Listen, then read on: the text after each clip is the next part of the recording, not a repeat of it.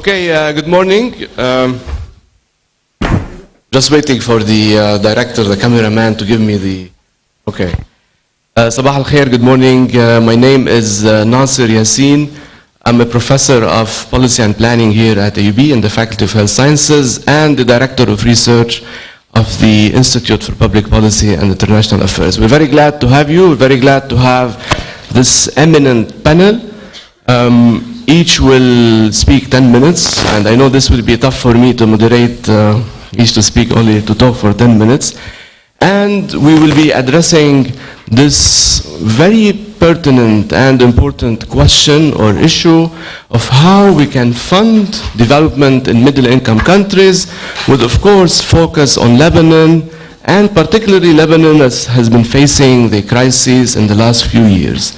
So I think the panelists will be really addressing some pertinent issues for policymakers, but also for scholars, researchers, and students. So I'm not going to take more time. Again,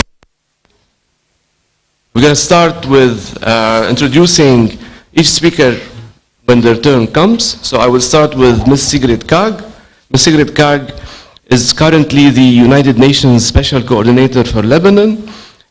She's previously served as a special coordinator of the Organization for the Prohibition of Chemical Weapons, and that was in the Syrian Arab Republic between October 2013 and December 14.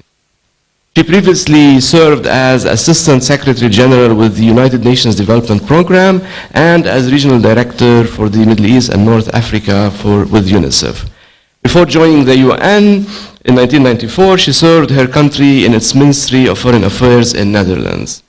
I'm going to say that Ms. Kaag is married with 4 children, so I'm going to learn a lot from her, how she's balancing having a family and being in these high positions. Sigrid, I'll give you 10 minutes. I'll take less. Okay. This is how I balance. It's efficiency of time. Good morning. It's a pleasure to be here together with all of you, and particularly with my friend Erik Solheim. I actually want to start with a few of the questions I think we are struggling with within the UN family, and I think also our Lebanese partners, the government, but others. The first question is the relevance of the parameters of middle-income country status. For Lebanon, a country surviving or managing in a region in crisis, absorbing the largest per capita refugee presence or caseload, without prospects of return of those refugees. There are human rights dimensions, but there are also sheer physical cost, accountability and responsibility issues. So how can we actually attract in this setting long-term investments for Lebanon? Is Lebanon, the way it's currently structured and governed, in a positively manageable but dysfunctional way, is it actually capable of absorbing large amounts of public and private sector financing, and how will this accountably be managed and allocated? How can we also promote, and I hope through this discussion, a better public and private investment climate, because this is much needed. And then, of course, the other question we would have also from the UN family looking forward is the role not only of the diaspora, but also the bigger investor family, and where the Lebanese diaspora maybe is particularly well placed, can play a champion role, but can also maybe lead by making that first investment in employment generation, in new sectors, but also keeping up sectors that have been successful to the Lebanese economy to date.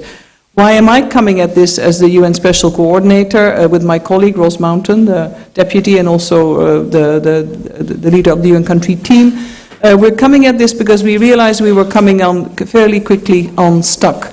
At the beginning of the Syria crisis in particular, there was obviously an interest to finance the refugee presence in Lebanon, same as in Jordan, but very soon you will realize that humanitarian assistance, as many other countries know, neither gets you very far. It will also not help you bridge that potentially long protracted period of transition, with no prospects, as I mentioned, to a return to Syria at the moment, with greater uncertainty down the line. So we're dealing with political fragility, security fragility, and at the same time huge issues of underinvestment in the Lebanese economy, underinvestment over decades in public infrastructure, limited growth further compounded by the impact of the Syria crisis.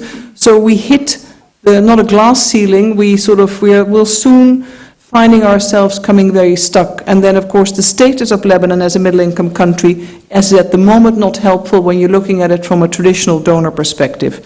So from our end, as international community and as UN, we're keen to help Lebanon not only succeed, but we're keen to see Lebanon thrive. And that can only be when we have an enabling environment with legal reforms, with the appropriate laws passed, with greater accountability, not only of the politicians, but the wider public sector on the allocation of financing, but also the results and the efficiency gains that can be achieved. We also have to deal with a mindset, sadly, of an expectation. We will be faced mismanaged expectation, or rather unmet expectations. It is fair to understand that your average Lebanese citizen feels that Lebanon needs to be supported 100% by the international community in doing what it's doing to cope with the refugee caseload in particular.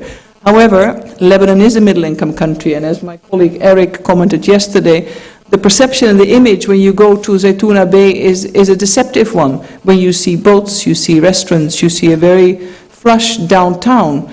It's not the picture of rural Lebanon. It's not a picture of your average Lebanese citizen who's either unemployed, youth that are looking to find employment, or people who just cannot cope on their monthly salary. So the mix risks becoming very toxic, but also being very deceptive. Now, how do we move forward? And I think that's very much, I'm so delighted we have an eminent panel of economists, professors, Erik Solheim as the DAC chair.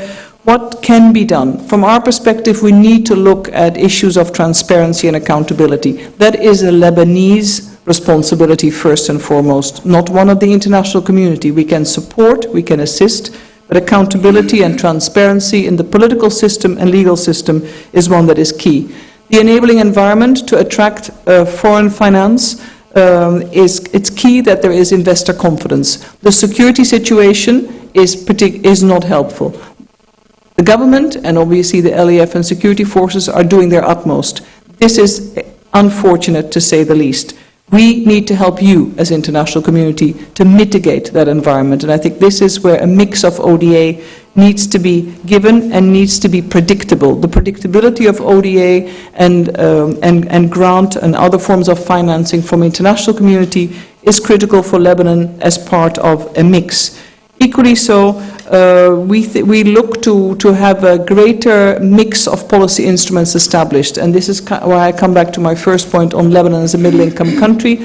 A lot of our international financial instruments, and I know Ferid will speak to this, are really part of the past, when ODA was the main instruments, not only of foreign policy engagement, but also a critical tool to sort of help a country turn the tide. ODA is a small part of the equation. It's all about engagement with the private sector. Now, Lebanese individuals, businessmen and women, they are part of the Forbes 500. There is tremendous wealth, there is human capital, there is tremendous expertise available in Lebanon, in the region, but also globally. So what can we do to attract that, to build investor confidence? And I've seen that in other places. When nationals invest or reinvest in their own country, you can really attract by way of example, but also in risk sharing and burden sharing.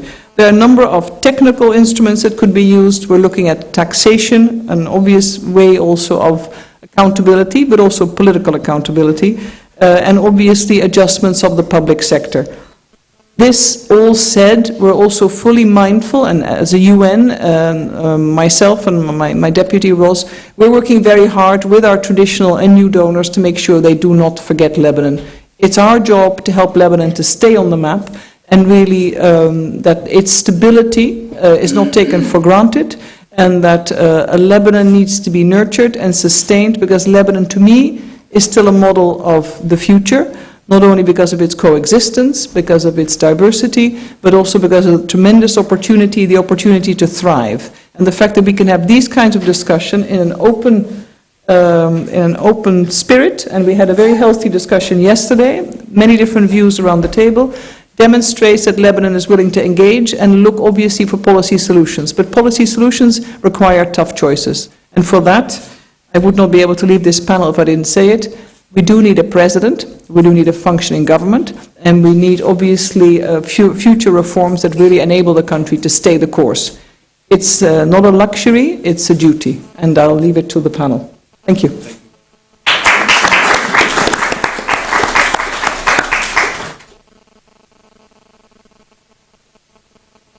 Before I give the floor to Erik and introduce him as our guest speaker, I'd like to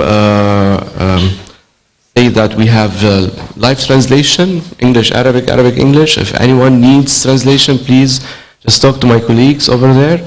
And we're having live tweeting. There is a Wi-Fi, log in, so you can use the hashtag of DevLab or LB. This is part of being, in the institute. We do live tweeting and live transmission. So I'll move now to Erik Solheim. Erik took the lead of the main body of the world donors of the OECD, that's the OECD Development Assistance Committee, known as the DAC, in January 2013.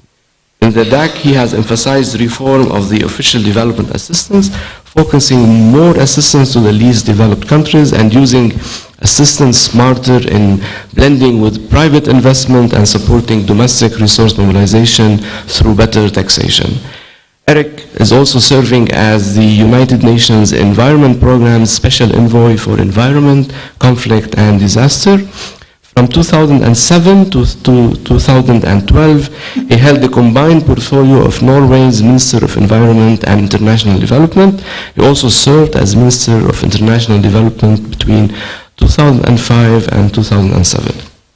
During that time, being a minister in the portfolio of international development, Norwegian aid reached the 1%, which was the highest in the world. He has done many achievements in relation to international development, but also negotiating the peace process in Sri Lanka and other places. I'll give 10 minutes to Erik. We're very glad to have you at the Institute. If you need another 2 minutes, that will be fine. Thank you so much for just listing my achievements, not all my mistakes and failures. I mean, you can take that another time. Good morning to all of you. I'm happy to see so many people coming, in particular so many young people, and I will start with a question, since there are so many young people here. Do anyone know what is the main cause of death for young people on the planet in the year of 2015? Those between 15 and 30? Is you?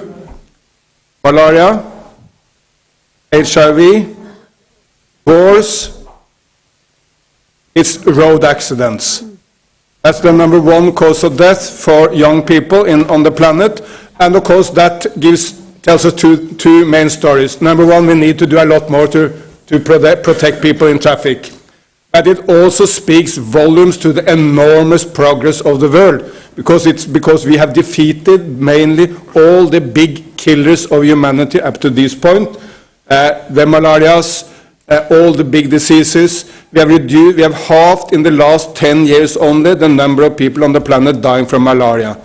We have halved in the last 2 decades the number, the children under 5 dying from any disease, any cause of death. So because there is such an enormous progress on the planet, road accident is now the biggest cause of death for young people.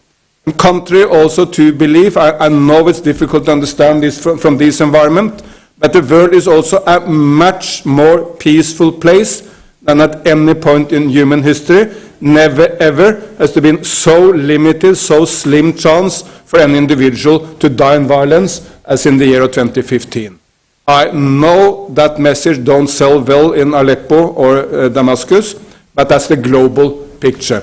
There is enormous, fantastic progress on violence, on disease control, on education, on nearly all areas of development, but some areas of the planet are lagging behind and have difficulties. If you look to East Asia, China is going up like that. In Latin America or in the entire American continent, there is no peace from the northern tip of America, that's Alaska, to the southern tip of Argentina and Chile, with some small exceptions from Colombia. There is no violent political conflict at the entire continent of the Americas. But by and large, the world is doing very, very well. That, however, provides a couple of challenges for Lebanon. One is, of course, that when some parts of the world is doing so fantastically well, investors will flock in that direction. The second is that though Lebanon have difficulties, there are still some parts of the planet, like Africa, which are much poorer and in much deeper difficulties than Lebanon. So you can fall in between the success stories and the failures of the big problem areas. If you look into this cellular phone of mine, it's designed in California, and yours will all either be designed in California or in Seoul, South Korea, basically. But the input in this cellular phone is 70% from China alone. And of course it shows where the direction of the global economy is heading. The global economy is doing well, it's picking up, but it's because of the 7 to 8% economic growth in China, and now also recently in India.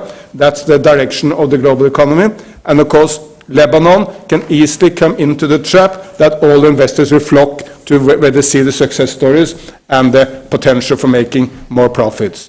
While at the same time, the donors will flock to where they see the real suffering, the enormous poverty, places like the Central African Republic or Mali or South Sudan. So how then to resolve the problems of Beirut or Lebanon, which is not the success story of China, nor the complete misery of the Central African Republic. You have done well, I'm a complete outsider. I will not claim any expertise whatsoever on development in Lebanon. I have some expertise on China, maybe on some other places, but not on Lebanon. But from one perspective, you have been enormously successful. Consider the fact that if anyone had said 5 years back that Lebanon would receive 1 or maybe 1.5 million refugees displaced from Syria, and the state will remain, there will be no huge political quarrel in Lebanon itself, it will not disturb the balance between the communities here, and Lebanon will not be destroyed. You would have got very good odds for that bet at any betting house in London. Most people thought Lebanon would not be able to withstand such an influx, such a heavy burden. That will be a challenge from any nation in the world. And I think there is not one singular place on the planet where the ratio between the indigenous Lebanese population and the influx of refugees is so high. Basically, you have now 1 Syrian displaced for every 3 Lebanese. There's nothing like that anywhere, and it's an enormous challenge, and it's the credit of the strength of the people of Lebanon that you have been able to handle that. So thank you on behalf of the global community for that. However, of course, no one can guarantee that it will continue, and Lebanon has challenges in really putting the nation on the path to rapid economic development, the rapid development which brings people out of poverty, the development of the Koreas, the Singapores, the Chinas, but also the Turkeys, the Indonesias. There are so many success stories in the world. All these success stories, by the way, is about leadership. So political leadership is the key for development. People tend to think money is the key to development. Forget it. There's no lack of money in the world. Even in Lebanon, if you look around, there's no lack of money as such. What is the key for development is political leadership to get the main political decisions right. I can quote 1,000 global stories for that. Let me just pinpoint one. In 1960, a young man called Lee Kuan Yew became the Prime Minister of Singapore. Well, true, Singapore is a small, just island state, but also true there are more people in Singapore than in Lebanon, so it's not that small. When he became the Prime Minister of Singapore, the GDP per capita in Singapore was $450. Then, 2 months back, he passed away to God up there as an old man. The GDP per capita in Singapore was $55,000 per capita.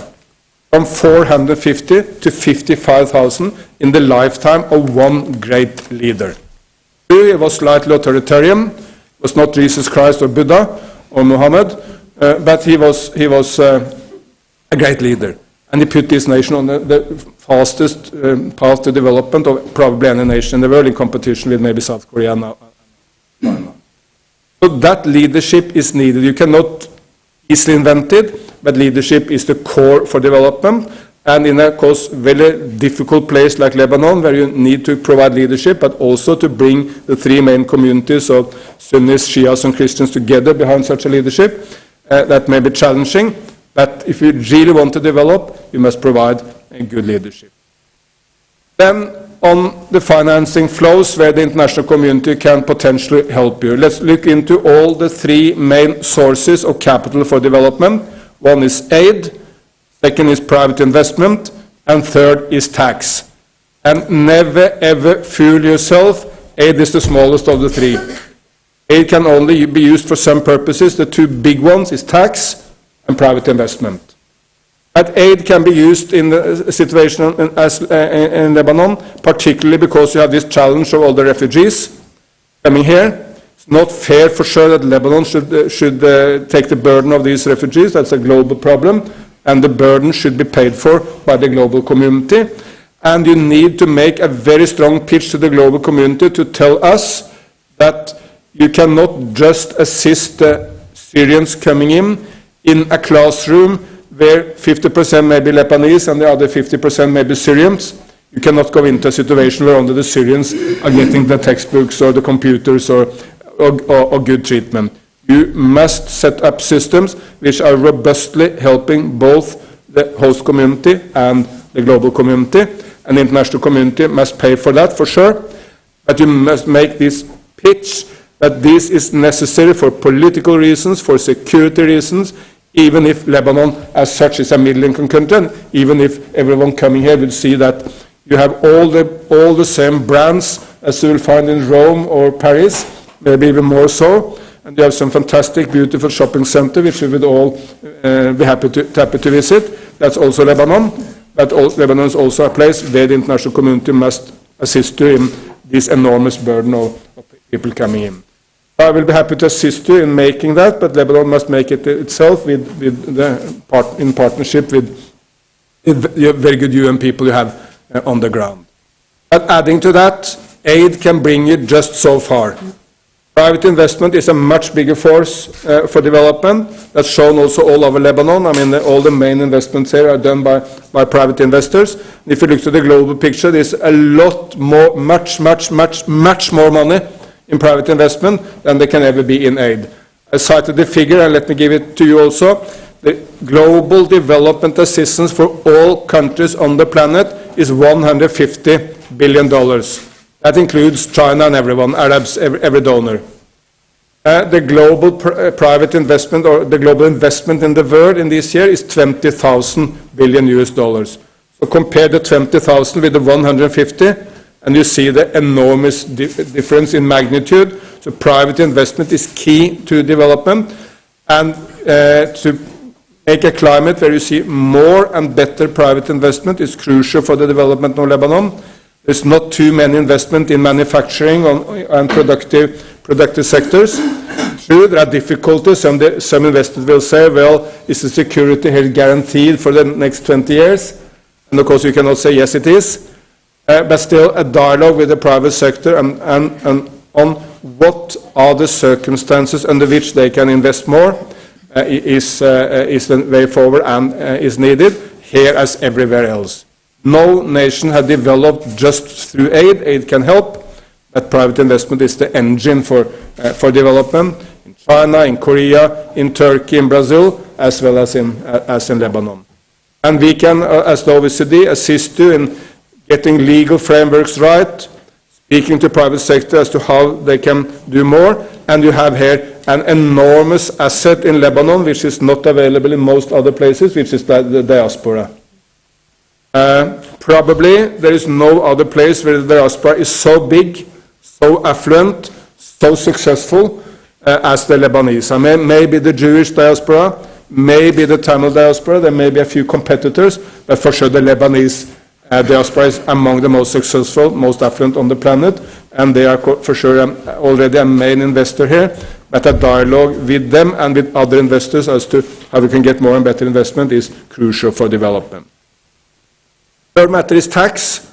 No, some people don't want to talk about that. If you go to the United States of America, you're considered criminal if you talk about tax, but no nation, frankly, can develop without tax. Because tax is the real underpinning of education, of health, of road construction, of infrastructure, of electricity.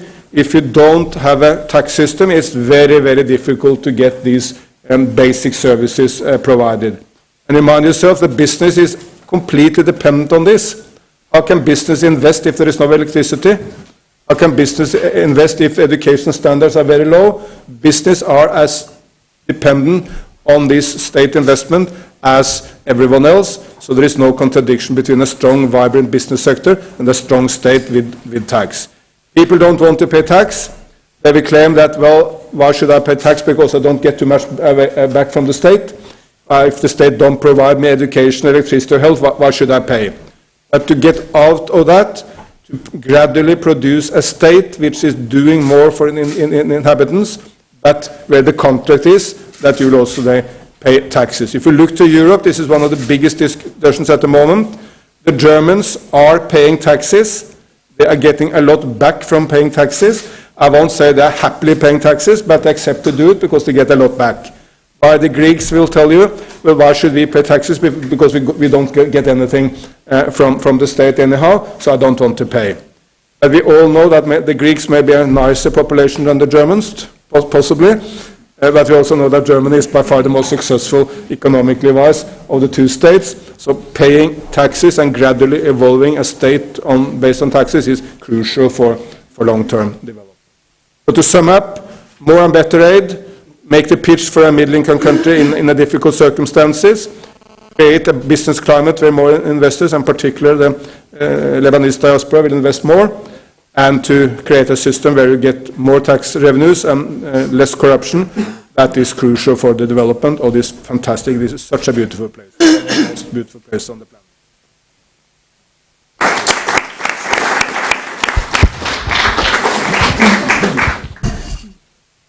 Sure, I'm sure there will be a lot of questions about your propositions, particularly being in an unstable, polity for many years. So, but I'm sure there will be some interesting questions from the floor. I'll move now to Ferid Belhaj. Ferid is the director of the Mashriq department at the World Bank. He was appointed as the World Bank director for the Middle East on September 2012. Covering Lebanon, Syria, Jordan, Iraq, and Iran. I'm sure this is a tough position that not many people would have liked to accept, being director of all of these nations. He went after it, so we'll be glad now to hear Ferid's talking about how the World Bank perspective on issues of aid to middle-income countries from his experience in the Mashriq. Ferid has been with the World Bank since 1996, so he's very well positioned to comment on this. Thank you very much, Nasser. What Nasser didn't say is that I came from, before Lebanon, I was in the Pacific, talking about the Pacific. That part of the world where the growth is the most compelling, frankly, and when one sits there for 3 years, one can see the dynamism around that Pacific Rim. It's absolutely incredible to see that this strength, and then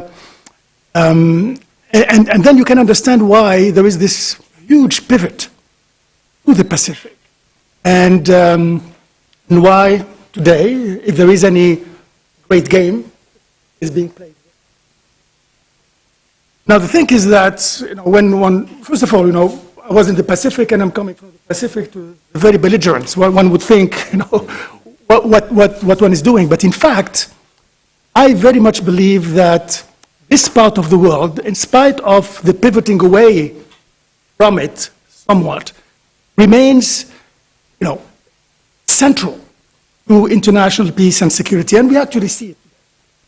This is why it is absolutely important, crucial, that the international community keeps its eye, keeps its focus on the countries of this region, and I would insist on this part of the world where we are sitting today. The 5 countries you mentioned and a few others around. Building on what Sigrid and Erik mentioned, and I believe that they really tackled the discussion from the right angle, the governance angle and the economic angle. This is where, things are the problem is biting. This is where the issues are. And listening to you guys, I remembered a few, 2-3 months ago, I was invited with my colleagues from the International Finance Corporation and the IMF to a discussion, a round table, hosted by the private sector, the Lebanese private sector. And we heard from a number of people, and in particular some officials, many complaints about the fact that the international community was not helping Lebanon as much as it should, and that Lebanon was going through very difficult times, and that in fact, nobody was really there coming to the rescue of the country. And frankly, yes, it is partly true. But at the same time, my answer was exactly that. I said, look, when it comes to the World Bank today, as we speak, we have $1.1 billion sitting on the table, ready to get injected into the Lebanese economy. Ready to get injected into the Lebanese economy. That would make a difference. I'm not saying that it would be transformative, it would make a difference. You know what? Because of the governance system in this country, that money is sitting there almost idle. Yesterday and all the days before, I spent time running around and trying to get political leaders to, understand that there is a need to go beyond some of the political wrangling and try to separate between the economics of things, the developmental dimension of things, and the politics. How can we build that space between those two and try to, help the country help itself? And it is, frankly, an issue in this country, and this is something that we are struggling with. Now, let's go back to this whole crisis discussion. What do you mean by crisis in this region? The big crisis in this region is the Syria crisis. And we are living it on a daily basis. Lebanon is living it because the population of this country went from 4.2 million to about 5.5 million over the span of 2 to 3 years. Never happened anywhere in the world. And frankly, said Erik, there is a huge debt of gratitude that the international community is paying to this country, obviously. But this country should also find a way to help us help it. This is something I'd like to get back to later, possibly. Second, how do we define fragility? This is also an issue. Fragility is not conflict. It is not just violence. Fragility is institutional. Fragility is social. Fragility is economic. And it so happens that in many of the countries of this region, and Lebanon being one, we sadly see the whole package coming together. The social fragility, the economic disturbances, but also, frankly, the governance dimension of this country, all constitute levers for even more instability, and this is something that we should take into consideration. Third issue is how do we define middle-income countries? And we have here a debate within the bank. Yes, we look at GDP per capita, and we say that above a certain number that our economists put on the table, that's it, you are counted as lower middle income or upper middle income countries, and it so happens that for Lebanon is an upper middle income. The way it is for Jordan, for instance, which makes it immediately not eligible for very, very concessional financing. What about the crisis? Not eligible, period. Then when I make the argument to my own people and say, look, this is, what you counted is the GDP for 4.2 million people. Now you should count the GDP for close to 6 million people. How can you account for that? There's an issue there because we have our own doctrine. And it is difficult. Kind of shake. We are pushing, we are trying, but believe me, it's not easy. So the definition of middle-income countries is also needs to be looked at in a critical way, and possibly reviewed in light of the crisis these countries are going through. Fourth point I'd like to make, go back to this, the first broad dimension of governance. We will be issuing on Monday or Tuesday a document, a strategic country diagnostic. Basically, it's a document that would give a snapshot of the Lebanese economy and identifying constraints to growth. This is a document that the bank takes full responsibility for.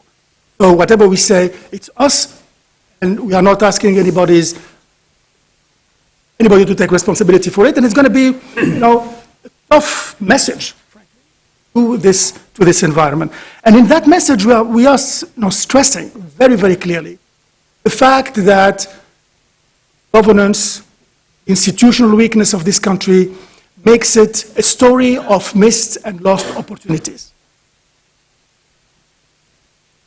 When one looks around, if there is anything that we know is very predictable in Lebanon, that at 3 p.m. and 10 p.m., that's predictable. We know it. There's no doubt about it. And it is a shame.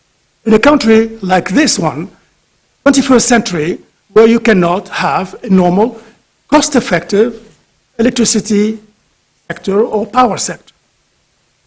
Same thing when it comes to water. 21st century, last summer, we had tanker trucks running around Beirut and delivering water to households. And when the World Bank and other partners push forward for a mega project that would actually, in the coming few years, deliver potable water in a predictable and cost-efficient way to almost 1.8 million Lebanese, well, things are fine. They're going, everybody's happy with it. But you know what? Stuck with Parliament because Parliament is not meeting. Nothing to do with the project. A lot to do with the political discussions that are happening or are not happening here.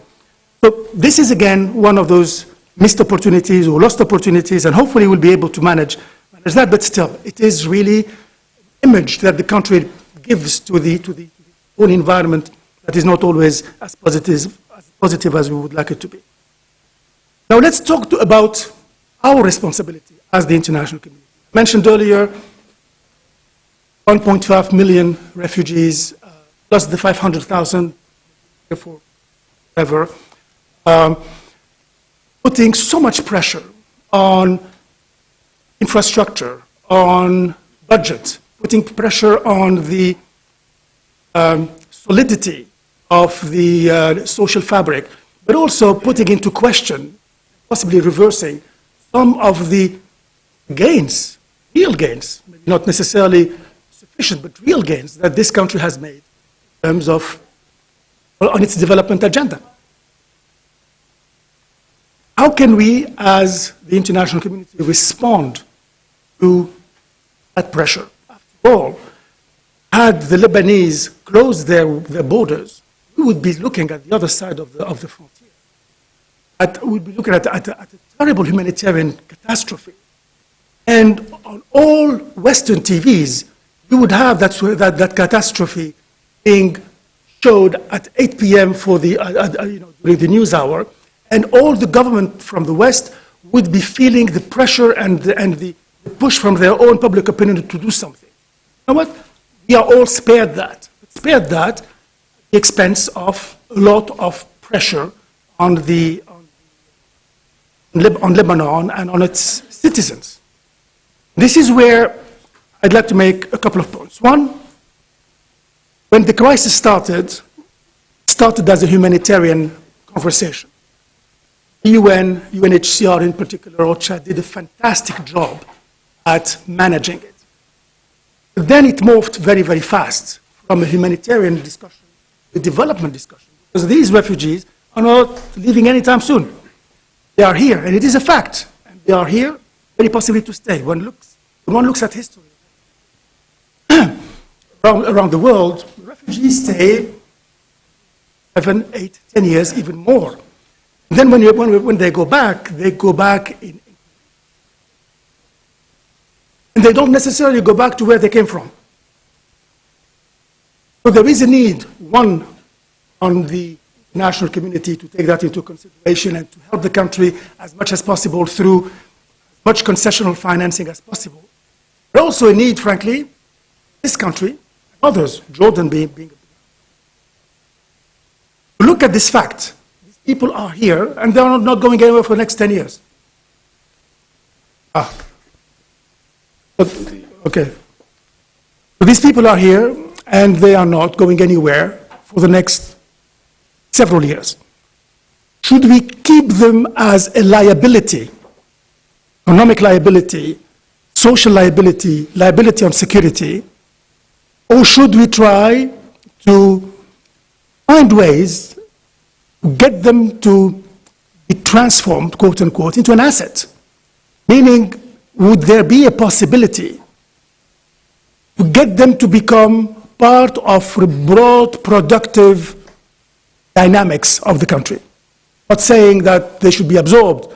I'm saying that they are here, and read about Lebanon for a second. I'm looking at Jordan, for instance. The northern part of Jordan, we have this Zaatari camp.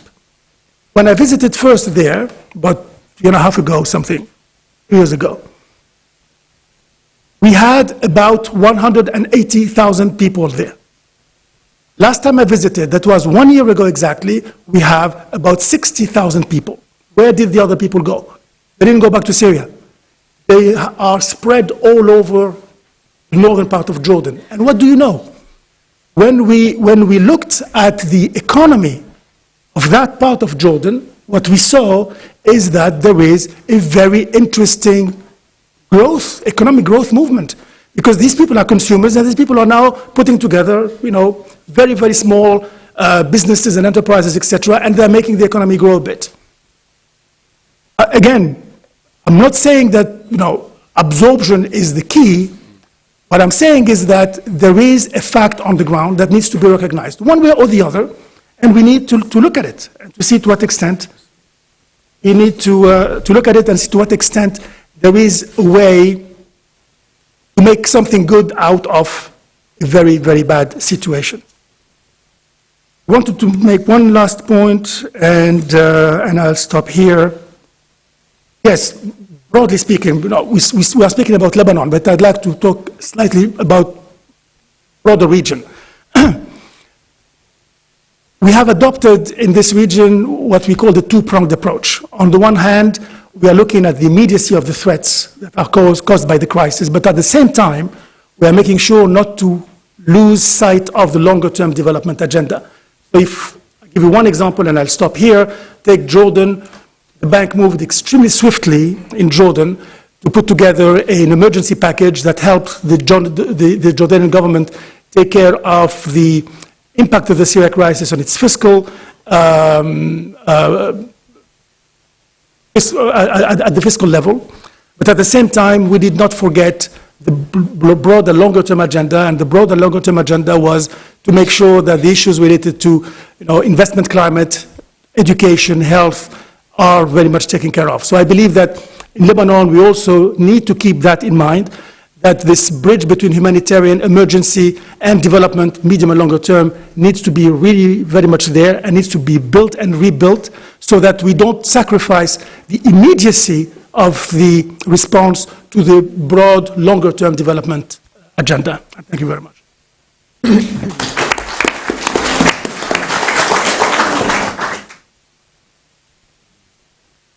We move now to Rayya Hassan. I'm sure Rayya will address, I'll introduce her in a minute, a common theme that's coming from the panelists so far about the need of functioning institutions. So I will introduce Rayya, I'm sure, with her experience and engagements in Lebanese politics, and being an ex-minister, she will comment on this and other stuff. Rayya Hassan holds an MBA degree in finance and investments from the George Washington University and a bachelor degree in business administration from AUB. In the mid-90s, she was responsible for overseeing the implementation of tax and expenditure management reforms at the Ministry of Finance.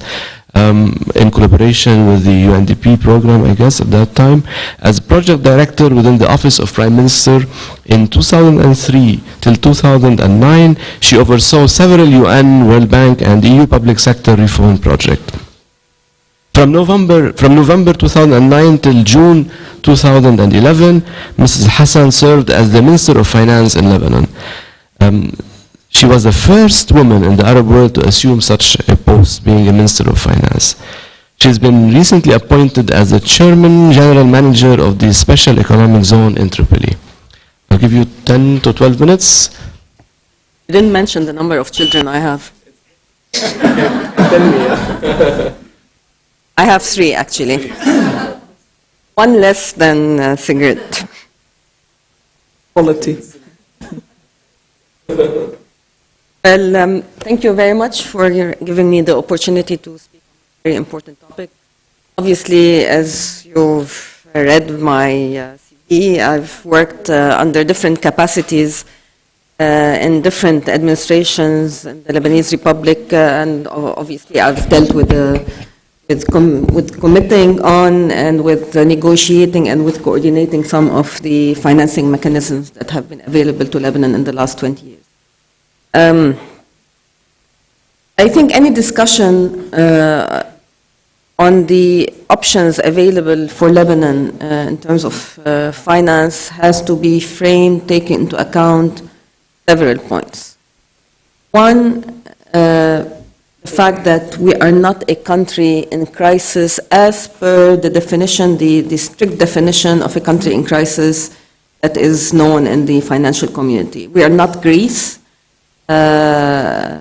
We have access to finance. We can access the international markets. We can roll over our debt very easily. In fact, we've been able to extend our tenors, our debt maturities, and to reduce our interest rates with time. So we don't have a problem per se in terms of accessing market financing like Greece currently having. Second point, the fact that obviously budget financing is very limited. The structure of our budget is very rigid. It is now being consumed by 3 main ticket items: salaries of the public sector, the electricity deficit, and the debt servicing. I'm sorry. So these consume around 90% of our primary expenditure. So what's left for discretionary spending and for capital spending is very limited.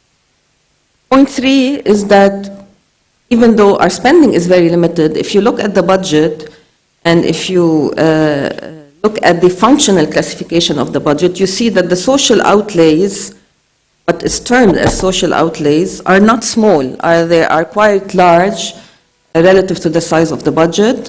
We spend more than $1 billion on what is coined as social outlays. Obviously, though, these social outlays are not commensurate with the social benefits that is apparent in the Lebanese spectrum. Point 4 is that, as Ferid rightly mentioned, project financing from multilateral and bilateral institutions is available. The problem is getting our hands on this financing sometimes is proving to be very problematic. In fact, from what I understood, there is, other than the 400 million project financing for the Bisri Dam, there is around $1.5 billion of project financing that has been approved and signed, but is still sitting in the drawers of the parliament. Point 5, there is a huge untapped potential in the private sector. The size of the deposit base in the commercial banking sector is 3 times the size of our GDP. So even though, of course, we need to tap on the diaspora funding, but we have sufficient funding, even domestically, to be able to leverage this funding and to channel it towards productive. The problem, though, today is that growth is slow and economic activity is slow. So the opportunities for the banking sector to channel these funds to productive industries is currently very limited. So obviously, having said all of that, we need concessional funding. I don't know whether we still are privy to have concessional funding, but we need concessional funding that is well targeted and that takes into account the fact that we have a lot of challenges that we face in implementing our development agenda. Be more specific about some of the challenges in implementation that we face. I would like also to state the following points. One is that we lack a comprehensive development strategy that could be translated into a workable plan and that could have measurable milestones and outcomes. We've heard yesterday from the Prime Minister's office that they're currently working on something similar to what I've just stated. Hopefully it will materialize as soon as possible so that at least we have a framework according to which some of this financing is being allocated. The other problem I think we face is that the developmental impact of a lot of these financing flows is very diluted. The reason for that is, one, the project cycle is very long. From the time that the donor negotiates with the government on a particular loan until the time that this loan is implemented or the project is implemented, sometimes it's taking more than 10 years, believe it or not. Plus, the fact that there is no sectoral strategy or there is no developmental strategy means that a lot of this project financing is being conducted in a piecemeal fashion. So we may build, let's say, give an example, we may build a wastewater treatment plant, but we don't allocate the funding to ensure that this wastewater treatment plant is linked to the households. So the developmental impact is not being felt by the people on the ground, and I think part of the puzzle sometimes is being addressed rather than trying to fit the complete puzzle as soon as possible. Point 3 is that even though we're working on implementing and rehabilitating certain infrastructure projects or working on certain developmental activities, the institutional capacities of the institutions themselves are not being built fast enough to manage all of these institutions that are implementing all of these projects. Also, I think the sustainability of projects is sometimes being compromised because not sufficient maintenance allocations are being reflected. Fourth point is donor coordination. And I've personally suffered from this when we were coordinating the flows, 8 flows coming after 2006 Israeli invasion, and after the Paris 3 conferences. We don't have a donor coordination unit, one donor coordination unit. I think in Europe there's something called cooperation department, or one entity that can capture all of these flows that are coming. Today, what we have, obviously, the biggest entity is the Council for Development and Reconstruction, but we have a lot of donors that don't operate directly with the government. They operate directly through NGOs, or you have governments that don't go through the CDI. So, we don't have a centralized view of all of these projects, and we cannot, therefore, optimize our borrowing strategy, and we cannot know or identify or assess the actual financing needs and how they should be allocated. As a result, I think donors, either by design or because they lack guidance, sometimes we feel try to drive their own developmental agenda as per their priorities. I, for a fact, felt on several occasions that a lot of this aid is supply-driven rather than demand-driven. I'm not going to hold accountable the international community. Obviously, we have a big responsibility to guide the donor community by having this development strategy and trying to identify really where the priorities are. So, in the future, what role can the donor community play? How can they assist the government of Lebanon to drive its developmental agenda? Obviously, the GNI that you're all talking about is a bad indicator for the particular case of Lebanon. We have huge pockets of poverty in certain areas. The income disparities between regions is huge. The delivery of social services between regions is huge. Underemployment is huge. Poverty rates are very high. So the GNI indicator per se is not obviously very relevant for the case of Lebanon, and we hope that you can help us build the case for the international community. So going back to the multilateral and bilateral institutions, the international institutions, I think the focus should be on several vehicles. One, to keep the technical assistance or to intensify the provision of technical assistance and policy advice, to advocate and to lobby and to assist in driving forward this developmental agenda.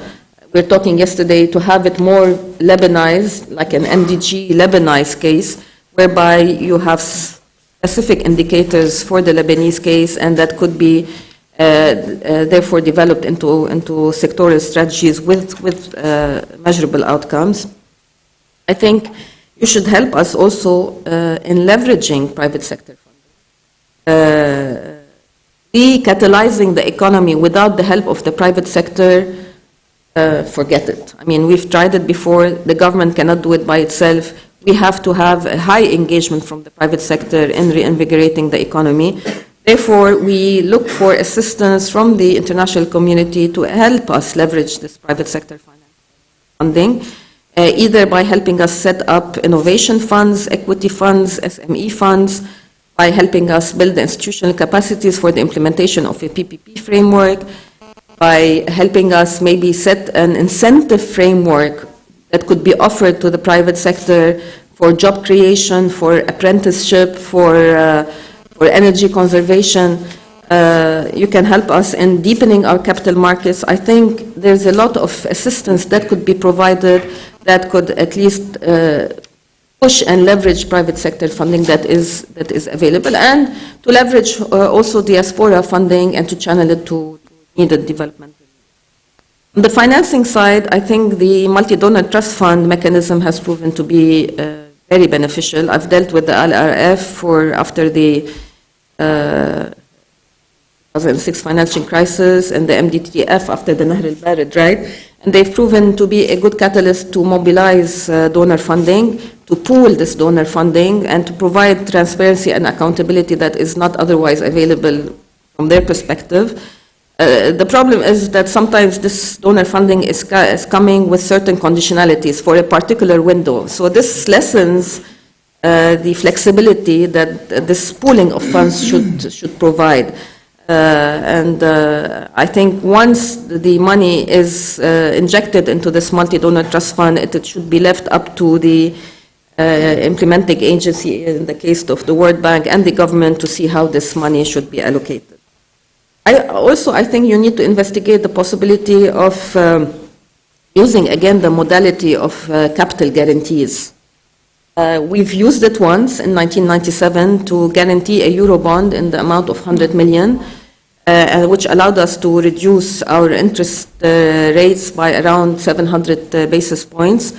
I don't know why this has not been used before. I think the capital guarantee schemes have proven to be useful and could go a long way towards increasing our debt financing. Concessional financing also should be, I think, project financing should be better targeted. It should be, I think, focused on projects that are ongoing and that have not been completed, rather than start something new altogether, or at least to have it complete part of the puzzle that I was talking about. Finally, I think, with regards to the Syrian crisis, we need to have a clear demarcation line between the money that is coming for humanitarian purposes for the Syrians and money that is going for alleviating the burden for the host community. I've heard, what you've been trying to say, and I'm a bit uncomfortable, frankly, with trying to convince the Lebanese communities that I know you were very careful about not using the word integration. For that, I'm very grateful.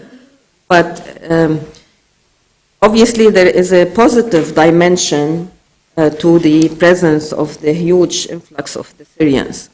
But the negative dimension is larger. So we have to be very careful about the perception of the people and how the international community is dealing with the Syrian refugee crisis. Not to convince us that this is a good thing. We know that this is a huge burden on the Lebanese economy, but we need to look towards the international community to help us alleviate the burden and not to show us that this is a good thing for us, frankly.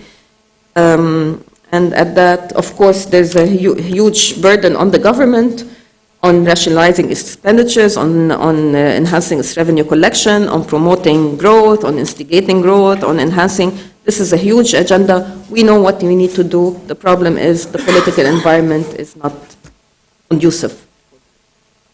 Thank you.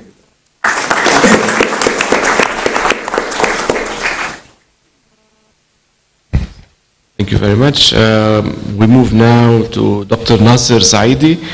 Dr. Saidi heads the Nasser Saidi and Associates niche consultant and advisor to governments, central banks, regulators, multinational and regional companies.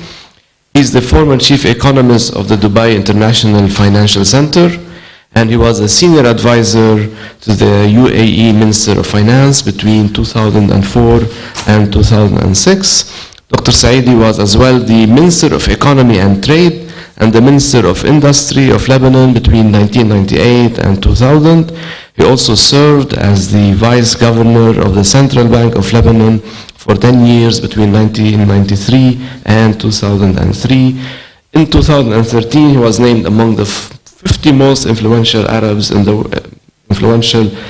Arab world by the Middle East magazine for the 4th consecutive year.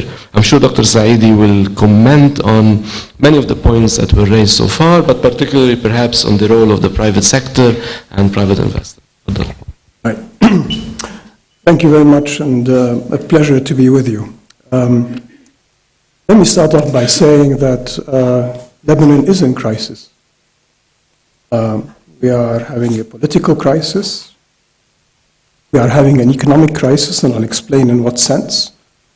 We are having a social crisis as a result of what is happening across the region. And let us not forget that what's happening across the region is unprecedented since the Second World War. We have not had as much crisis and change and turmoil since the Second World War, or indeed maybe since the First World War. This Arab firestorm is affecting all the countries of the region. And of course, we in many ways are at the fulcrum of it. We are at the receiving end in many ways. Poverty has increased substantially since in the past 4 years.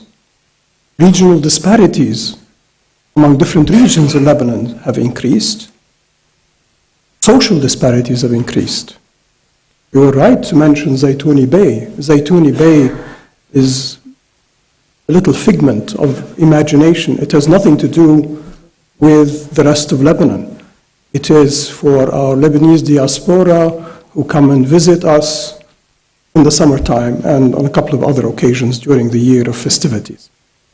But there is very little linkage to the rest of the economy. Tourism is down. Even remittances are getting affected. So we are able to finance ourselves, we're able to tap the markets, and that is maybe a blessing for Lebanon. But in all seriousness, we are living a state of crisis. Our infrastructure is in disarray, and it's a major area. Our Minister Rayya Hassan pointed to the fact that if you look at total spending, something like 92% of our total spending is current spending. It's wages and salaries and everything else. We're not spending on infrastructure. We're not even maintaining our infrastructure. And when you don't maintain your infrastructure and logistics, productivity goes down, and productivity has been going down. So Lebanon is very much in crisis. I want to come to the role of the international community, because I think the international community has failed Lebanon during this period. Let me be very open about it. If we look at the amount of aid that actually came to Lebanon during these 4 years, it is pitiful. I mean, what are we talking about? Maybe $75 million, $80 million? That is pitiful concerning compared to what we know are the requirements, what is the impact on the budget, what is the impact on social, physical infrastructure, water resources, energy, you name it. The World Bank has talked about it. We even produced a document together. We went to the United Nations, and we got very little response. Now, I think the case that has to be made first is that Lebanon is a regional public good. This is important. It's a regional public good because if Lebanon does not survive and is pushed into failure, then the ramifications are across the Arab world, are across the Mediterranean, and we're already seeing the effects on Europe. Look at the human trafficking, look at what has been happening in the Mediterranean. A large part of the refugee flows going into Europe are Syrians. They are despairing, they have no choice. Second way in Lebanon is a global public good, is this issue of coexistence. Let me be, again, a little bit open about it. We have 18 communities, 19 communities in Lebanon. They coexist. We're the only example at the moment, practically, of coexistence across the Arab world between Muslim and Christian. Christian presence, as has been brought out by many people, has been under threat across many of the countries of the Arab world. This is one of the few countries where we managed to coexist. The international community needs to respect that and support that, whether it's through concessional aid or through other activities, which I'll come to, but this is the main point. So I think in part of the question, how the case for Lebanon is the case of a regional public good and indeed a global public good. So let me just mention that. I'll comment a little bit about the role of the private sector, because I think that's important. I want to raise two issues. One is that I've lived through several crises in Lebanon, large number, longer than I care to recall. We tend to forget that we also had displaced populations within Lebanon. Every time the Israelis attacked us, we had people from the south. A quarter of the population in 1 month moved from the south, if you recall, right? Several occasions. We absorbed them. Yes, we are resilient. But it also affects the social and political fabric. Now the social and political fabric is being tested. And we need to do something about it. So how do we move forward? One thing that has not been discussed is the role of the Gulf countries. And I want to mention that because that is important. If you want to look at where there are sources of funding for Lebanon in dealing with the Syrian crisis, I believe it should come from the Gulf countries. They are already engaged in many ways, and you've seen over the past few years, the Gulf countries have become much more visible politically and internationally.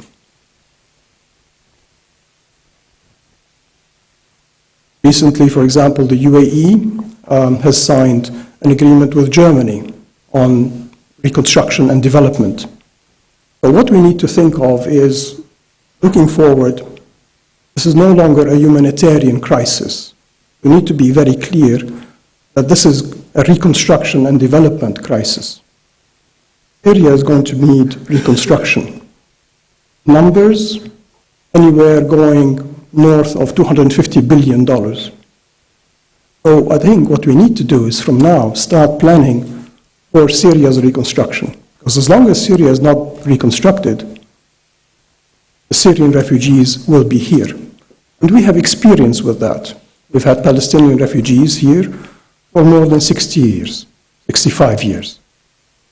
And the camps are not a solution, obviously. What we need to think of is how do we start planning for now for Syrian reconstruction? And here there's a benefit for Lebanon because Lebanon will be the entry point for Syria's reconstruction. What that means as well is that we need to think about regional infrastructure. What I mean by that is that when you're thinking about rebuilding Syria and its infrastructure, it's got to be integrated with Lebanese infrastructure, transport, logistics, ports, airports, etc. And that gets linked as well into Iraq, which is the reason why I'm raising the issue of the Gulf countries. In much of the discussion and much of the discussion documents I saw, there is very little mention of the sovereign wealth funds of the Gulf. There's no mention of the Islamic Development Bank. And yet, they have an important role to play because they have plentiful funding despite the decline in oil prices. So one of the things that needs to happen is greater engagement between the international community, however defined, being defined too much in a Western way, to my mind. So it's mainly Europe, United States. But you've got the BRICS countries. They have a very important role to play. You're absolutely right. The world economy has shifted. So if you look at the world's economy today, more than 50% is emerging markets, and the bulk of that is China. We are not getting integrated into that global value chain. So we need to think about how we're going to get integrated into that global value chain. Best way to do so is for us to get more integrated with the Gulf countries. So what the international community needs to do is to engage with the GCC countries, with the sovereign wealth funds, with those governments to tell them, think of trade agreements, facilitating trade with Lebanon, avoid discrimination against Lebanese because that's becoming, unfortunately, more prevalent in the Gulf countries, which is the major source of our remittances. 60% of the remittances of Lebanon come from the Gulf countries. So if you want to start dealing with some of the financing issues for infrastructure and related, I think we need to talk to the Gulf countries and their institutions. Let me comment a little bit on private sector. I don't think we can move ahead in terms of addressing any of the issues that we discussed without private sector engagement. That's not possible. When you come to a case of Lebanon, or if you want to think about the Syrians, it is about job creation, it is about investment, and that has to be undertaken by the private sector primarily. I take very much on board the points that were made on governance. With our current political problems, it's difficult to think that we can put a mechanism in place through government that will allow us to absorb any international financing easily. So what we need to do is to think of the private sector. And that means PPP, public-private partnerships, in a big way. We need to think of diaspora bonds. And here, the diaspora bonds should not just be Lebanese diaspora. If you want to help the Syrians, it should be Syrian diaspora bonds. I spend a good part of my time in the UAE, in Dubai, and you'll find that the Syrian wealthy businessmen are all now in the UAE, apart from being in Paris and a couple of other places. But they are doing their business out of the Gulf, and in particularly out of the UAE. I had a meeting with UNHCR. We brought together Lebanese Syrian diaspora in Dubai. And what we talked about was having the Syrian diaspora going into some joint activities with UNHCR. Those are the sort of things I think we should target, which are being very practical. Go out to them, tell them at the end of the day, you have a stake in rebuilding Syria, you have a stake in helping your own people. So Syrian diaspora bonds, Syrian businessmen should be actively promoted.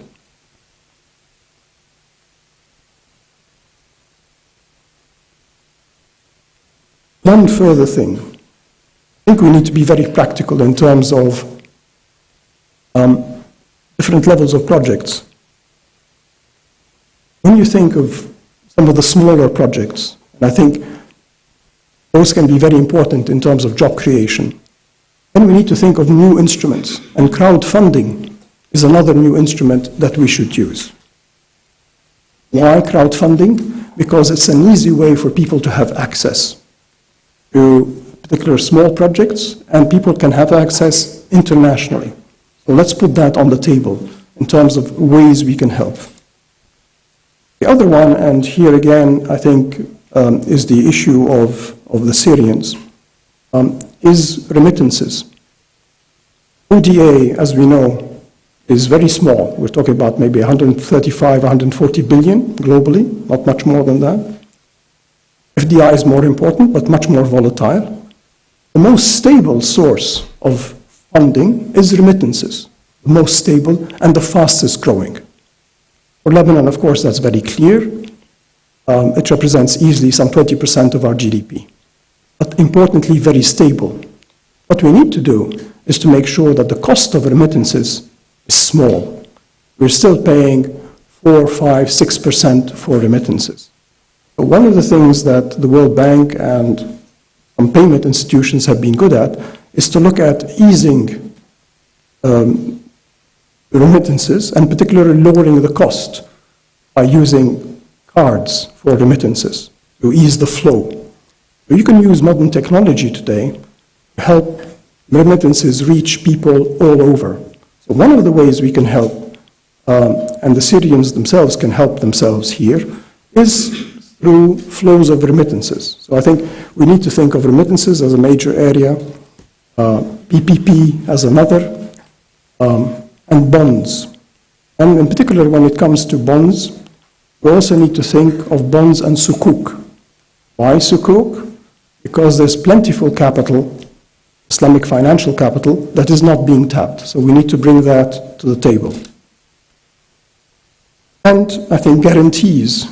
We use that, as was pointed out in Lebanon.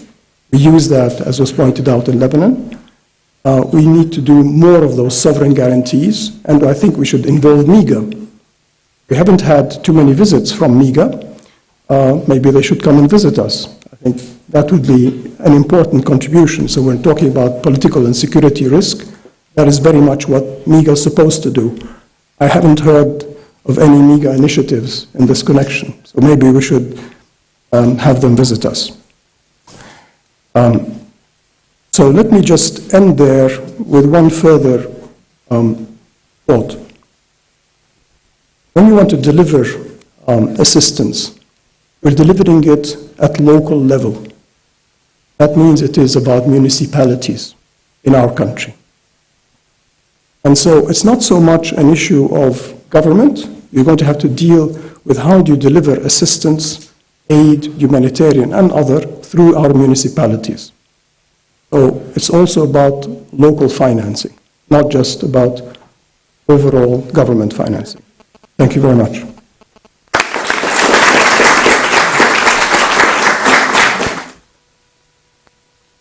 Much.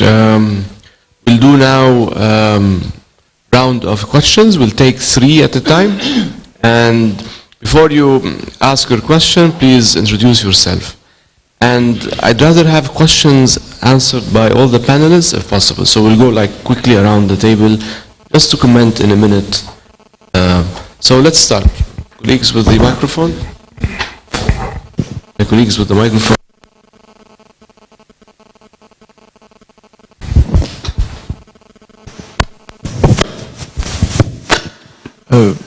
في يكون عم بسأل بالعربي يمكن أسهل لإلي.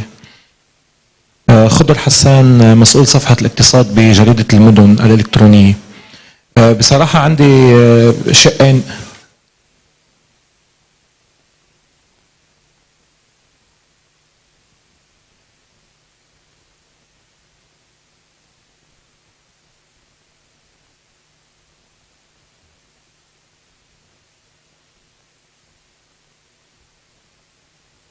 I can speak in English, but easier to me to speak in Arabic. Okay. في شقين سؤالين بصراحة للسيد إريك وكمان للأستاذ بلحاج. السيد إريك قال أنه لبنان كان عنده بنية قوية مكنته من استقبال اللاجئين السوريين، وكمان السيد بلحاج قال أنه المجتمع الدولي يشعر بالامتنان لاستقبال اللاجئين. بصراحة بظن أنه عملية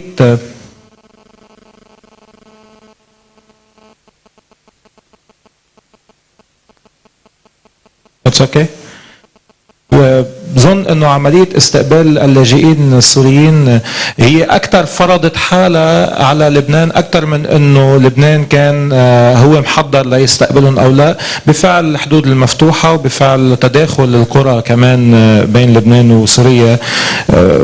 فبظن واكيد البنيه التحتيه للبنان منا قويه لحتى تستقبل اللاجئين، ونحن وصلنا لها. يعني انتم بتعرفوا اكثر مني بهذا الموضوع. وهون كمان يعني بصير بحس المجتمع الدولي انه المفروض يشتغل على تمويل البنيه التحتيه للبنان، مش تمويل، مش انه يدفع مصاري لتمويل عمليه استهلاك عند السوريين، لانه لبنان قادر يستوعبهم. فالنقطه هي تمويل البنيه التحتيه ومراقبه هذا التمويل كمان، مش بس انه يدفع مصاري. السؤال الثاني والاخير بما يتعلق بتصنيف الدول متوسطه الدخل. المجتمع الدولي عم ينظر لانه مثلا شخص او فرد بيقبض $500 او 600 او $1000 بلبنان، وبيعتبروا انه هذا متوسط دخله اكثر شوي، ولكن عمليا $1000 بلبنان هي شو عم تعمل ل10 الشهر وبيوقف المعاش. ولكن يفترض اعاده وهون نقطه اخيره بس عفوا طولت، كرمال نحرك شوي اكثر العجله الاقتصاديه بلبنان.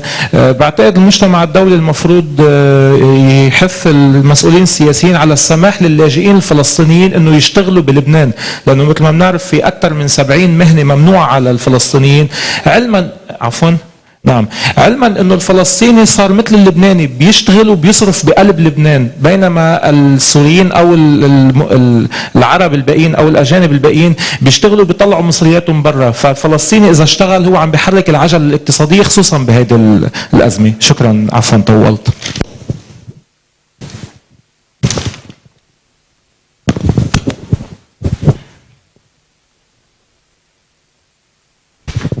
Tony Ayrut, I'm a lawyer. My question is actually to the Special Representative for the implementation of the 1701 resolution. Would you suspect or consider that there is actually an instrumentalization of aid by donors in order to push for the disarmament of armed groups and to integrate Palestinians into the Lebanese society? Well, any other question?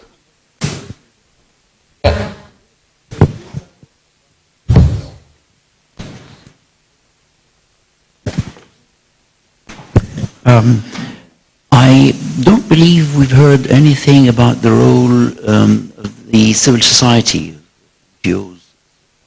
I'd like, and if we regionalize the issue and not talk only about Lebanon, perhaps the international community could help facilitate the return of the loot that was stashed by various governments in the region and employed for development.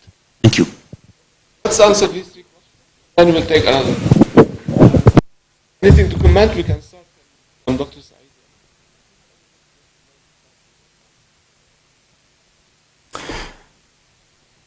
You mentioned, I think, infrastructure.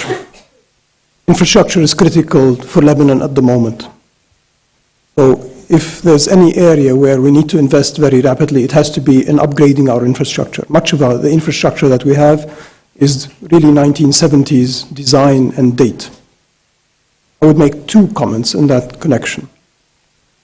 One, obviously, is to make sure that it does not go into waste and corruption, and that the actual money actually goes for infrastructure, and there I think the international community can help.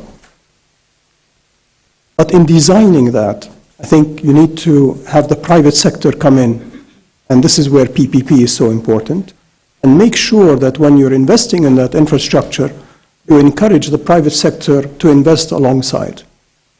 If you look at the success of Dubai in particular, it is precisely about this point of infrastructure and getting the private sector to invest alongside. They've done very well at that. Number two, design your infrastructure so that it leads you to being internationally connected. So it's not specifically only for domestic use. I'll give you an example. If you've ever visited the Riyadh airport, it looks like a great airport on the inside. It's completely dysfunctional on the inside. On the outside, it's fine. Inside, you wouldn't know what are goods and what are people, etc., and where is security. It's a complete shambles. It was not designed, it was not fit for purpose. So think of infrastructure that will connect you internationally, and in particular, my mind, that will connect us to the Gulf countries because they are the engine of growth for the next decade.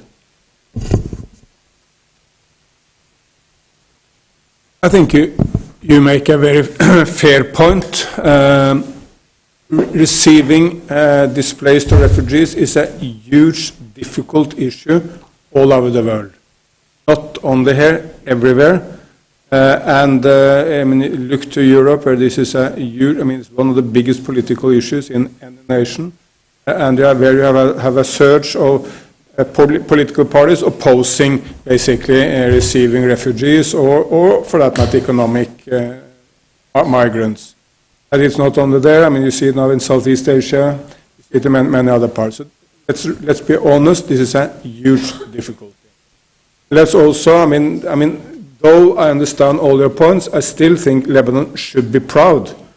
Because the way this has happened so up to this point in Lebanon, you can take credit for. It has been done in an extremely, from a global perspective, generous way.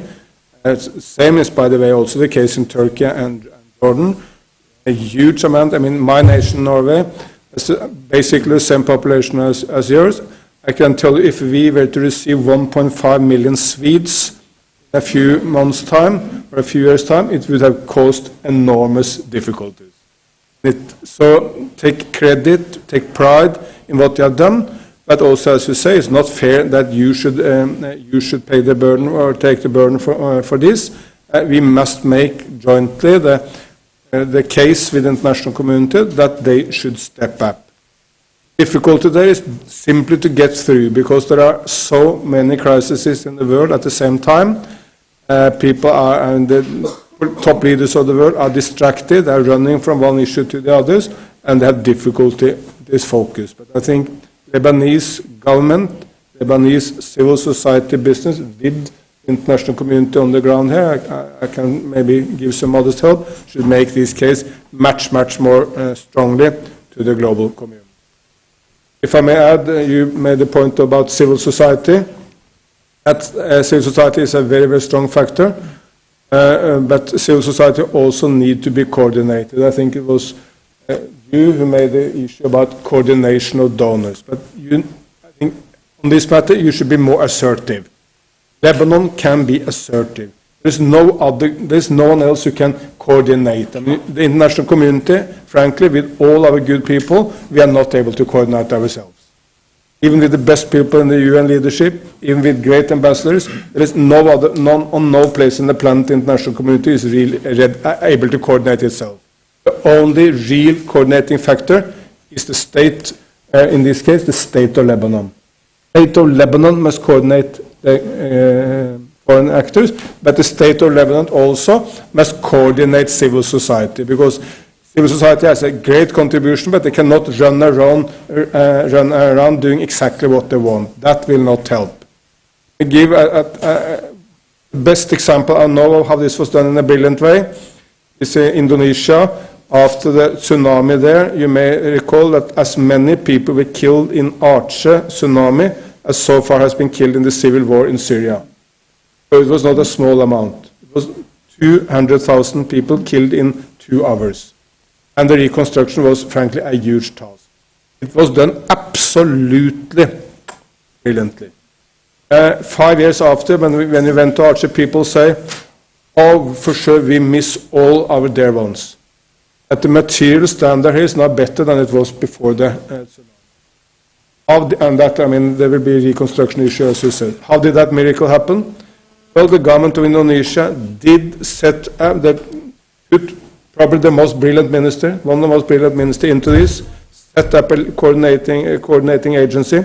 2/3 of the money was brought by international actors, 1/3 by Indonesians, and they coordinated everything. They did not allow anyone to run around with their own things.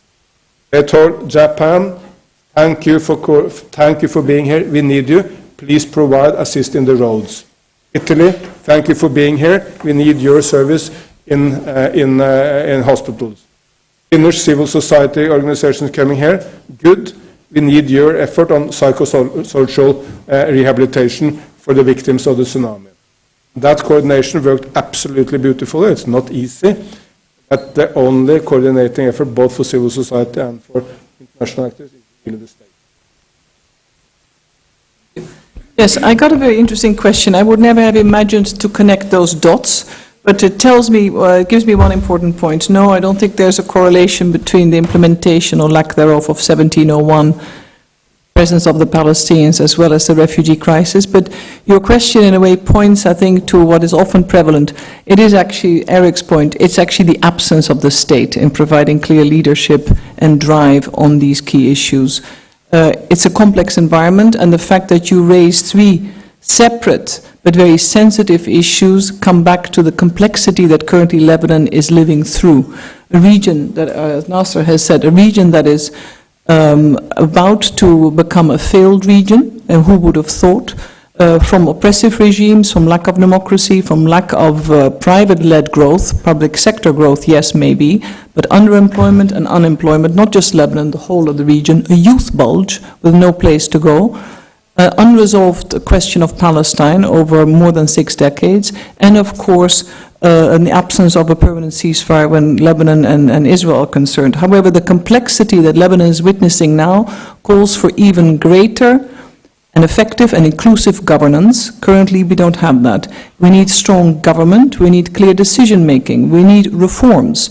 I cannot accept, and I think this is the difference with some of us, Lebanon produces brain trust. AUB is one of the best universities. The AUH Medical Center is, I think, rated this year as the best medical center in the region. So you compete with the UAEs, you compete with many others, top-notch, across the board. Lebanon is advising the government of others, as we know from Nasser. Lebanon doesn't need outside advice, and we need to unpack the notion of the international community. There is no conspiracy. The international community is no monolithic bloc. There are member states, some of them are on the Security Council, there's a convergence, but we see on the Syria crisis, they're absolutely split. So the international community has evolved. The BRICS, Russia, Mexico, others, Brazil, there are many new power players, geopolitically or economically, that are in town. I would like to call on all Lebanese to really put that trust, experience, vision and creativity to the test in Lebanon. The fact that the Forbes 500, I come back to this, has 4 or 5 very prominent Lebanese billionaires means you've got assets, you've got potential, you've got contacts. But in the absence of a legal guiding framework where if I was an average investor, if I had the choice to say, well, I'll go indeed to Kenya, maybe a little bit risky for other reasons, or Lebanon, maybe you're incentivized to go to another country. There's a lot that Lebanon can do and must do for itself, precisely because you're a well-educated, middle-income country. The refugee crisis indeed is an area where the international community must demonstrate burden sharing. So it doesn't fall on Lebanon because you have fragility, your confessional and political makeup is such that the presence of over 1.2 million registered refugees risks producing more threats than you ever imagined, beyond the socio-economic. And I think this is a very important point, and I agree, and I'll use your terminology if I may. I try to say that by saying the model of Lebanon is, I think, to me also the future, the coexistence, a regional public good and also a global public good. So financing is partly on the security lens, but not solely. But no, I don't connect 1701, Palestinian presence, and the refugee crisis, but it does point to complexity and the urgent call for leadership and accountability by all of us, but also by national leaders, because you are a democracy. And that's a privilege in this region in particular. Thank you.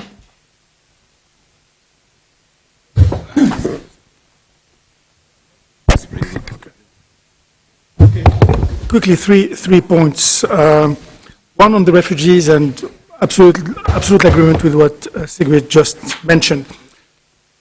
We issued a few papers in which we are talking about what the Lebanese are providing the international community. We are touting it as a global public good.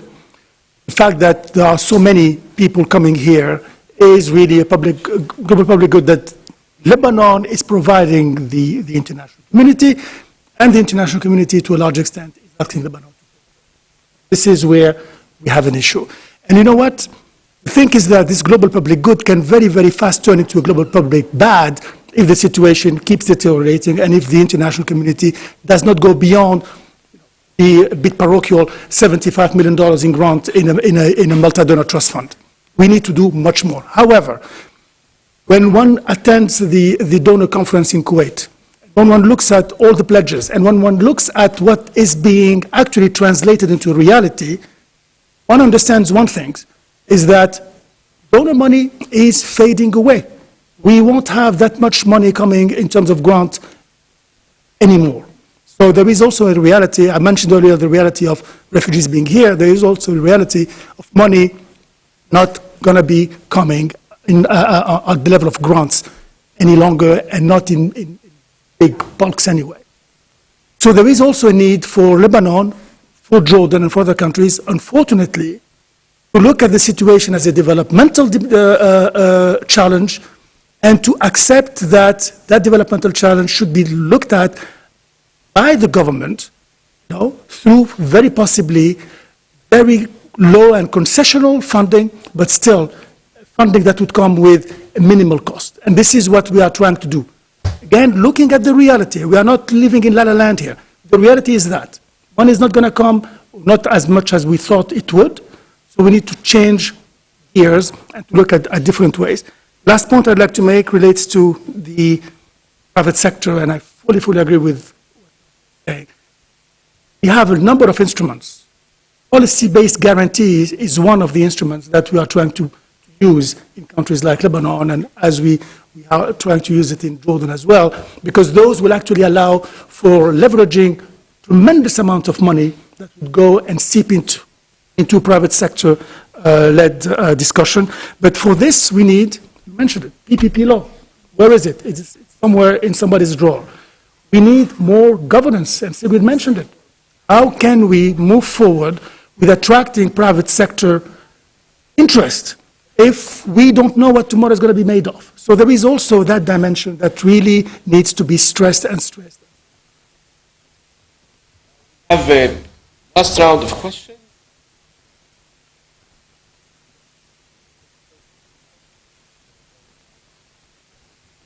Thank you. My name is Julia Tierney. I'm a PhD student from UC Berkeley. One question to the entire panel and then one to Dr. Nasser. First, would any of you agree that Lebanon was in crisis before the Syrian refugee crisis, before the influx of 1.5 million Syrians? Could Lebanon have been in a crisis before? And my second question to Dr. Nasser, I know that there could be controversies over Gulf aid because of the political consequences on Lebanon.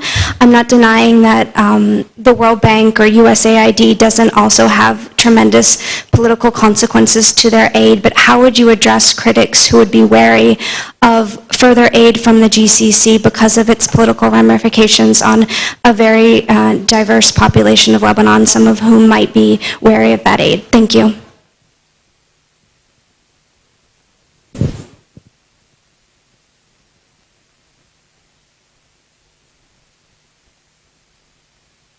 Thank you. Roland Riesch, a postdoctoral fellow here at the Issam Fares Institute. Well, my first question is a bit broad. Like we knew in Lebanon during the reconstruction years, over 20 billion US dollars of ODA. So as international organization, did you do, or with the Ministry of Finance, an assessment of how those were distributed into infrastructures, and so a reassessment and evaluation how those, and how to move forward? And the second question is actually related to what your advice to the government, for instance, on especially now actually on the salaries of civil servants that have been hired, like freezed since the late 1990s as the World Bank. What is your advice to the government to do with the salaries of teachers, for instance? We're talking about middle income, those civil servants are middle income at some point. And my last question is to Mr. Belhaj. Actually, you talked about this mega project, which is related to the Bisri Dam. Well, it's stuck in the parliament, but I don't know if you know that also we have a mobilization of the municipalities. They're refusing the dam. And if you're aiming for a participatory approach, why don't you approach them? Thank you.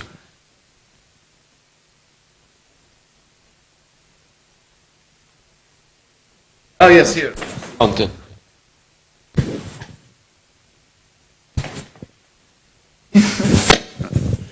Thank you. Not so much a question. To answer the question.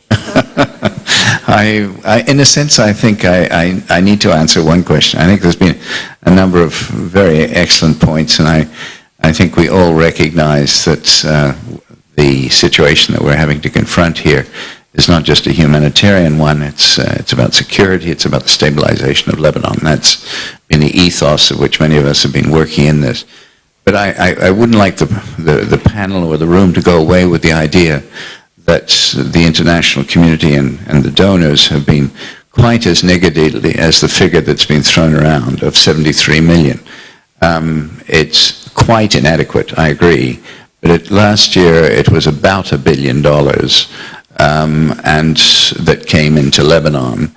And there is a multiplier effect that, because it's mostly cash, that does help the Lebanese economy. I'm sorry for Ferid's trust fund that it's only 73 million, and but that's that figure. Much of the funding, in fact, does go through Lebanese institutions. So, not being here to plead that there's adequate being done, and indeed, I think there's a lot of good ideas that the panel have been sharing of what might be done.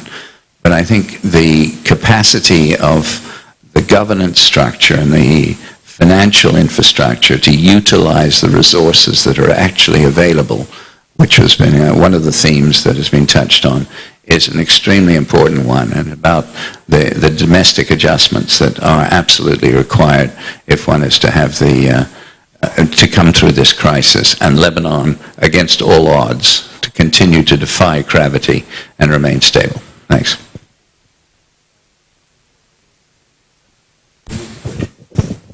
Yeah, obviously, the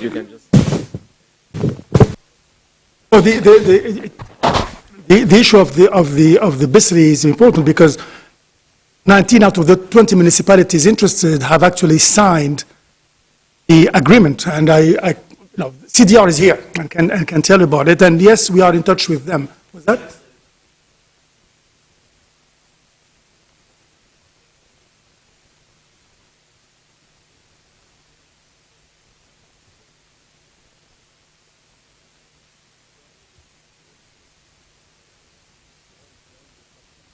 Yeah, possibly beyond the subject, but as far as we're concerned, and we are working very closely with CDR, we are in touch with those municipalities. We understand that 19 out of 20 have signed, and the one that didn't sign actually signed and then withdrew signature, and we can get into details as to why. The second point, well, quickly on Ross, and absolutely, he's absolutely right. We should not just look at the Donor Trust Fund, which is my fund, by the way, it's also yours. So just to make sure that your ownership of it is there as well. But the point that the Lebanese are making, and I believe they are absolutely right, we are not, and as Rayya said, we are not making the distinction. There is a distinction. Money that is going towards the refugees and money that is going to hosting communities. And yes, we got to a point now when you cannot separate between the two. But still, when you attend Kuwait, you hear people talking about the refugees. You don't necessarily hear people talking about the Lebanese hosting communities that are really suffering. I believe that this is something that we should stress. And if actually it's an issue of messaging, well, maybe we should twist our messaging so that it goes to make people understand what's happening on the ground. And last point, yes, absolutely, there is a multiplier effect. Yes, absolutely. There is, as we saw it in Jordan, obviously some kind of economic dynamic happening because of the cash transfers, obviously. Still way from being enough. And I believe that we all should keep pushing for Lebanon to get more and to be more visible for the public good that it is providing. I think I'm going to answer the question related to the whether we are a country in crisis or not. Even before the huge influx of the Syrian refugees, obviously we had huge developmental problems. Even though we were able to enjoy high growth rates between 2007 and 2010, averaging around 8%. Unfortunately, these growth rates have not been able to be translated into developmental outcomes, and that are spread across all regions in Lebanon. I think this is where we fail. Obviously, we're failing also on having actual governance structure that can make decisions on important reforms that we need to adopt. We know what we need to do. We need certainly technical assistance on some stuff, but we know where the challenges lie. We know what needs to be done. The problem is having the political willingness and a political consensus to see these reforms go through. Are we a country in crisis? We're not a country in crisis, as I said, from a financial point of view, because we can still roll over our debt, we can still access the markets. Are we a country in crisis developmentally, socially? Yes, I mean, to a certain extent. We are failing on several MDG indicators, and we are not able to maybe to translate some positive outcomes that we've enjoyed in the last 10 years, maybe, especially on the level of growth, to people on the ground across all regions. Only two brief points. In terms of the question on conditionality and if one should be concerned, from, let's say, for instance, Gulf countries. Conditionality has often been associated with ODA from whichever country, can be more loose or more strictly defined. The experience, in my mind, with Gulf countries is primarily technical assistance and very project-based. It is not necessarily budget-based, so it's very specific and can sometimes be also thematic or constituency. So I would assess it on its merit rather, as the government does. Equally so, the continent of Africa, 40 countries on the continent at one stage have gone very deep in accepting significant financing by China. There's also conditionality there. It's really, so it's nothing new. It is, I think, just different, but it requires a national strategy, requires leadership, and to assess what is in Lebanon's interest nationally. And I think my second point really is Lebanon is unique. I think maybe Lebanon is mitigating crisis currently. It is managing crisis. However, I would be very sad if we look back a few years down the line, also looking at the prospect of connecting hopefully to the reconstruction moment of Syria, that this may actually also benefit Lebanon in a big way. I do hope we won't look back at a series of significant missed opportunities, because then I think the global public good in terms of strength, resilience and diversity risks being impacted in a very different way, and that is a Lebanese choice. And you don't want that, not indirectly or directly. So leadership, leadership, leadership. I think the issue of interest for those providing assistance is a very important one, but we should never ever frame it in such a way as if that is something specific for the Gulf countries or for China, because that's the tendency in Europe and the United States. Whenever we do something, it's unconditional, then the Gulf or the China do something is very different. Look to the fact, for instance, that the head of the World Bank, who is American, or that a number of donors have said that, well, if African countries are putting forward legislation on gay activities which we do not like, we will stop aid. I agree with the political position. I all in favor of a liberal attitude to gay rights. I have supported that throughout the history of Norway. But it's the most blatant of all conditions you can ever put forward to say that we will not support Uganda unless you take the same attitude to homosexuality as we do in Norway or the Netherlands. So we should frame it completely different. Every nation who do provide assistance come with certain values, certain programs, and the more people are ready to spend, normally the more interested they are in the place. Those most interested in Lebanon are those ready to spend most money. The small, faraway nations have no real way of influencing, but they will also come with limited money.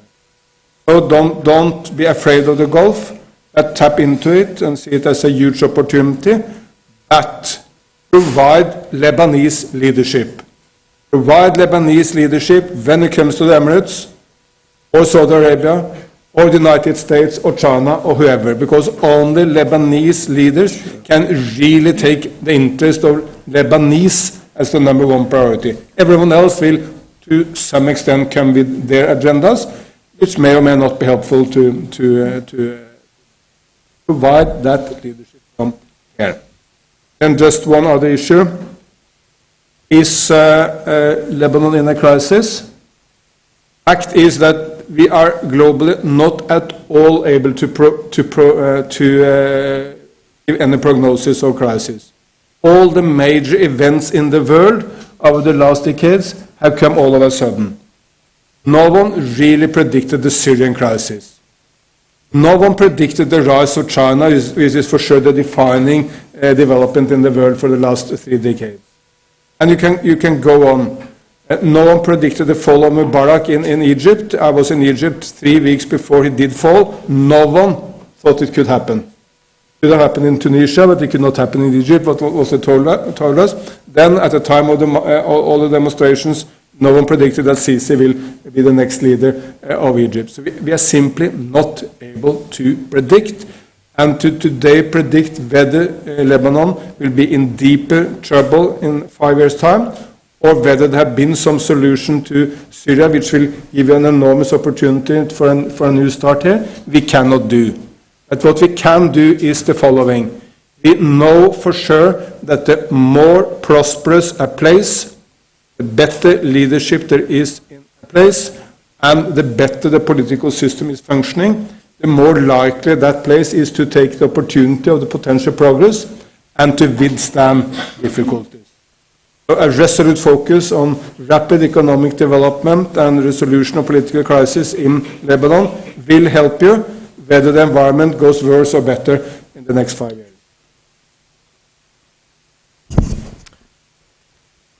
Let me just build on that, because I think that is a central point. What you want to do is to mitigate the risks of things going badly wrong.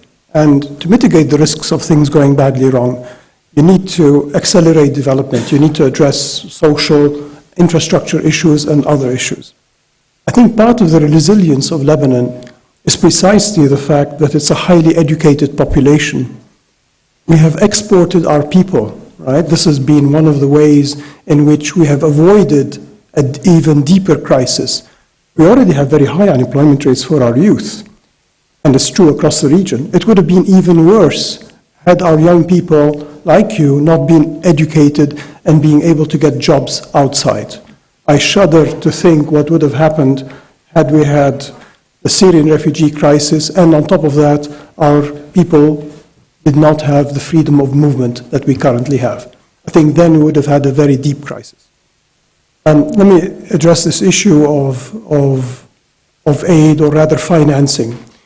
In my view, there are 3 countries and regions that have a strategic interest in Lebanon. One is Europe, because of the proximity and the fact that if Lebanon becomes a failed state and the refugee problem increases and spills over, it's going to spill over directly into Europe. So Europe has a strategic interest in making sure that Lebanon does not fail and helps resolve its problems. The other region is the Gulf region, which is why I'm mentioning it.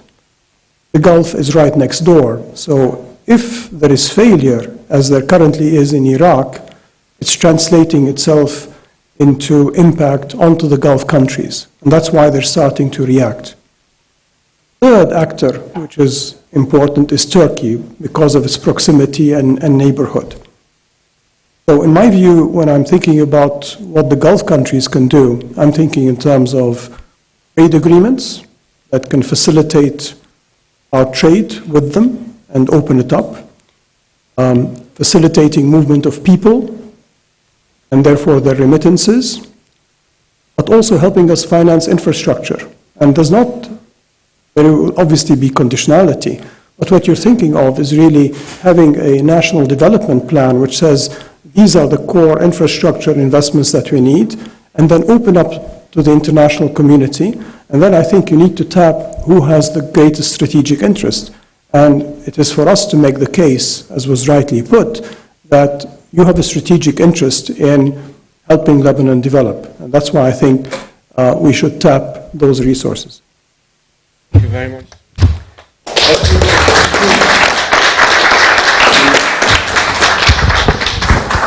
Have this on YouTube, and it will be also, you can listen to it. So if you miss anything, just log on to our website and you can watch it. Thank you very much.